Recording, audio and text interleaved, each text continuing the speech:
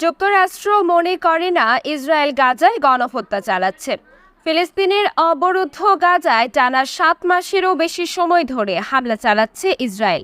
এতে নিহত হয়েছেন ৩৫,০০০-এরও বেশি ফিলিস্তিনি। তবে গাজায় ইসরায়েল গণহত্যা চালাচ্ছে বলে মনে করে না যুক্তরাষ্ট্র।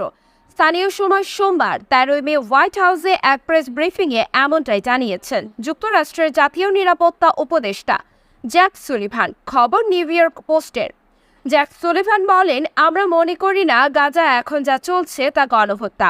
আমরা দৃঢ়ভাবে এর প্রত্যাখ্যান করে আসছি। তিনি বলেন, তবে আমরা বিশ্বাস করি নিরপরাধ বেসামরিক নাগরিকদের সুরক্ষা ও কল্যাণে ইসরায়েলের পক্ষ থেকে আরও অনেক কিছু করার আছে।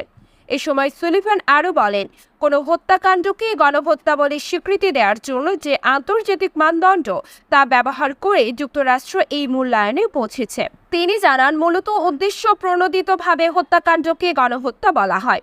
এই নিরাপত্তা উপদেষ্টা আরও বলেন, বাইডেন হামাসকে পরাজিত দেখতে চেয়েছিলেন, কিন্তু পরে তিনি বুঝতে পারেন যে ফিলিস্তিনি বেসামরিক লোকেরা এক নারকীয় অবস্থার মধ্যে আছে।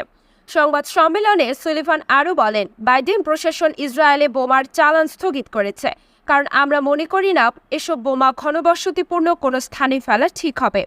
তিনি বলেন, গাজার সর্বত্র হামাসের পরাজয় নিশ্চিত করতে আমরা এখনও ইসরায়েলের সঙ্গে কাজ করছি।